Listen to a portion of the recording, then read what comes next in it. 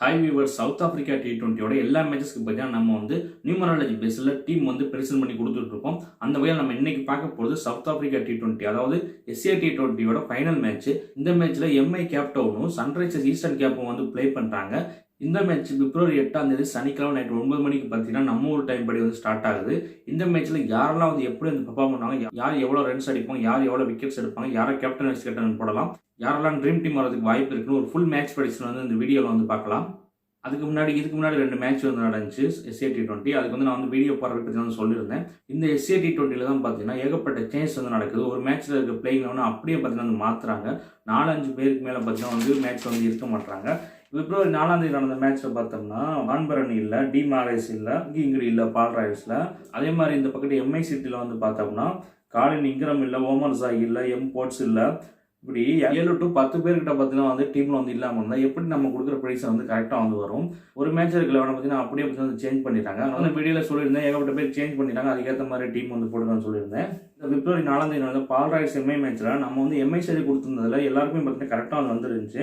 ரஷித் கானா இருக்கட்டும், போல்ட்டா இருக்கட்டும், புட்கேட்டராக இருக்கட்டும், சி போஸ்டா இருக்கட்டும், ரீசா ஆண்ட்ரிஸாக இருக்கட்டும், ரசிவ் அண்டர்சனாக இருக்கட்டும், எல்லாருமே பார்த்தீங்கன்னா ட்ரீம் டீம் வந்துட்டாங்க. நல்ல பாயிண்ட்ஸ் எடுத்துட்டாங்க.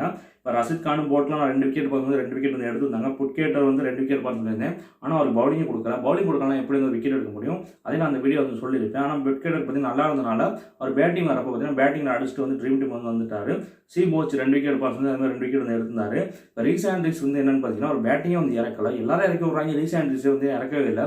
ரீசா ஆண்ட்ரிஸ் கேப்டன்லாம் கொடுத்தேன். அன்னைக்கு மட்டும் ரீசா ஆண்ட்ரிஸ் இறங்கினா அடி பொழுது வைப்பார். அடுத்து வாண்டர் டசன் பார்த்தீங்கன்னா நல்ல பாயிண்ட் எடுத்துட்டாரு. ஸோ நம்ம கொடுத்துருந்த ட்ரீட்மெண்ட் கொடுத்தது எல்லாரும் பார்த்து பெர்ஃபார்ம் பண்ணிக்கலாம். ஒருத்தர் மட்டும் தான் பார்த்தீங்கன்னா எடுக்கல. இப்போ எப்பவுமே மேட்சஸ் கொடுக்குறோம், பிளேயிங் அண்ட் கொலாப்ஸ்லாம் அதுக்கு ஏற்ற மாதிரி நீங்கள் கொஞ்சம் பார்த்து டீம் போட்டுக்கோங்க. அதுக்கடுத்து பிப்ரவரி 5 பார்த்தோம்னா JSKக்கும் சன்ரைசர்ஸ் ஈஸ்டர்ன் கேப் மேட்ச் நடந்துச்சு. அதுலேயே பார்த்தீங்கன்னா நம்ம ப்ரெடிக்ஷன்ஸ் நல்லாவே ஒர்க் ஆயிருந்துச்சு. ஃபர்ஸ்ட் மேட்ச் நிறைய கொலாப்ஸ் ஆயிடுச்சு, பிளேயர்ஸ் சேஞ்ச் பண்ணிட்டாங்க. இந்த மேட்ச்ல பார்த்தீங்கன்னா நல்லாவே ப்ரெடிக்ஷன்ஸ் ஒர்க் ஆயிருந்துச்சு. ஆனால் சில பேர் சில கமெண்ட்ஸ் பண்றீங்க, சரியா வராத மாதிரி இந்த மாதிரி பண்றீங்க. நீங்க நல்லா புரிஞ்சுக்கங்க நான் வீடியோ என்ன சொல்றேன்னு. ஃபர்ஸ்ட் 22 பேருக்கும் பார்த்தீங்கன்னா எப்படி பெர்ஃபார்ம் பண்ணணும்னு சொல்லிடுறேன். அதுக்கப்புறம் லாஸ்ட்ல பார்த்தீங்கன்னா யாரெல்லாம் ட்ரீம் டீம்ல வர்றதுக்கு சான்ஸ் இருக்குன்னு ஒன்று சொல்றேன். ஸோ அது ரெண்டையுமே பார்த்துட்டு நீங்கள் டீம் எடுங்க. ஒருத்தர் நான் ட்ரீம் டீமில் வருவாருன்னு சொல்கிறேன், அவர் 25+ ரன்ஸ் அடிப்பாருன்னு சொல்கிறேன்னா அவரை டீமில் எடுங்க. ஒருத்தர் 25 ரன்ஸ் தான் அடிப்பாருன்னு சொல்கிறேன், ட்ரீம் டீமில் சொல்லலாம் அவரை விடுங்க. ஸோ அவர் நிறைய பேர் கன்ஃபியூஸ் ஆகி மாற்றி போட்டுருவீங்கன்னு நினைக்கிறேன்.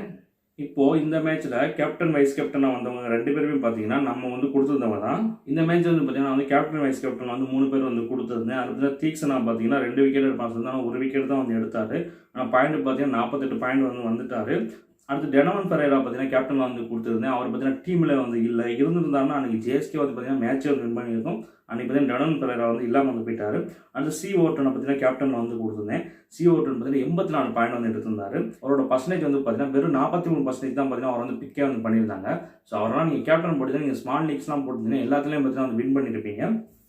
அதே மாதிரி லியாம் டாவ்சன் நம்ம 2 விக்கெட் எடுப்பாருன்னு சொல்லியிருந்தோம். 2 விக்கெட் எடுத்திருந்தாரு. ட்ரீம் டீம் 87 பாயிண்ட்ஸ் பார்த்தீங்கன்னா எடுத்திருந்தாரு. ஸோ அவரையும் பார்த்தீங்கன்னா 59% தான் எடுத்திருந்தாங்க. இப்போ மேக்ரோ ஜான்சன் பார்த்தீங்கன்னா நான் ட்ரீம் டீம் கொடுக்குறேன். ஆனால் 1-2 விக்கெட் எடுப்பாருன்னு சொல்லியிருந்தேன். அதாவது பார்த்தீங்கன்னா ரொம்ப ஒரு பாசிட்டிவாக இல்லை, ஓரளவுக்கு பார்த்தீங்கன்னா நல்லா வந்துருச்சு. இப்போ நியூ பாயிண்ட் சிஸ்டம்னால 1 விக்கெட் எடுத்தாலும் ட்ரீம் டீம் வரதுக்கு சான்ஸ் எல்லாரும் பார்த்தீங்கன்னா அவர் ட்ரீம் டீமில் கொடுக்கல. ஆனால் பார்த்தீங்கன்னா அவர் பேட்டிங்கில் ஒரு 20 ரன் அடிச்ச ஆரம்பிக்கல. ஸோ அதனால பார்த்தீங்கன்னா அவர் ட்ரீம் டீம் வந்துட்டாரு. அதே மாதிரி ஆப்போசிட் சைடு டூப்ளசிஸ் கான்வேயாக இருக்கட்டும், 2 பேருமே பார்த்தீங்கன்னா நான் ட்ரீம் டீம் கொடுக்கல. டூப்ளசிஸ் பார்த்தீங்கன்னா 25 ரன்ஸ் தான் அடிப்பான்னு சொல்லிட்டு 19 ரன்ஸ் தான் அடிச்சிருந்தாரு. அடுத்து டெவான் கான்வே பார்த்தீங்கன்னா 25 ரன்ஸ் அடிப்பான்னு சொல்லி 30 ரன் அடிச்சிருந்தாரு. 5 ரன்ஸ் கூட அடிச்சாரு. ஆனால் அந்த நியூ பாயிண்ட் சிஸ்டம்னால பார்த்தீங்கன்னா அவரெல்லாம் பார்த்தீங்கன்னா ட்ரீம் டீம் வந்துட்டாரு. நம்ம தீக்ஷனா கொடுத்தா ஒரு 48 பாயிண்ட் எடுத்து பார்த்தீங்கன்னா ட்ரீம் டீம் வர முடியல. ரீசன் என்னன்னு பார்த்தீங்கன்னா இப்போ நியூ பாயிண்ட் சிஸ்டம் தான் பேட்ஸ்மேன்ஸ் தான் சாதகமாக இருக்குது. இதெல்லாம் கூட நான் வீட்டில் சொல்லியிருந்தேன். இதெல்லாம் பார்த்து புரிஞ்சுக்கிட்டு டீம் போடுங்கன்னு. நான் பார்த்தீங்கன்னா எக்ஸாக்டாக உங்களுக்கு டீம் கொடுக்கல. 11 பேர் கொண்ட டீம் நான் கொடுக்கல. 22 பேருமே எப்படி பெர்ஃபார்ம் பண்ண சொல்லிடுறேன். அதுக்கப்புறம் யாரெல்லாம் ட்ரீம் டீம் வர வாய்ப்பு இருக்குன்னு சொல்லிடுறேன். ஸோ நல்லா வீடியோ பார்த்து புரிஞ்சுக்கிட்டு டீம் போடுங்க. இன்னைக்கு மேட்ச் பார்க்கலாம். இப்போ MI city versus SCC match final. இது பார்த்தீங்கன்னா பிப்ரவரி 8 சனிக்கிழமை நடக்குது. பிப்ரவரி 8 பார்த்தோம்னா 8-1 காம்பினேஷன். அதாவது சனி சூரியன் சேர்ந்த காம்பினேஷன்.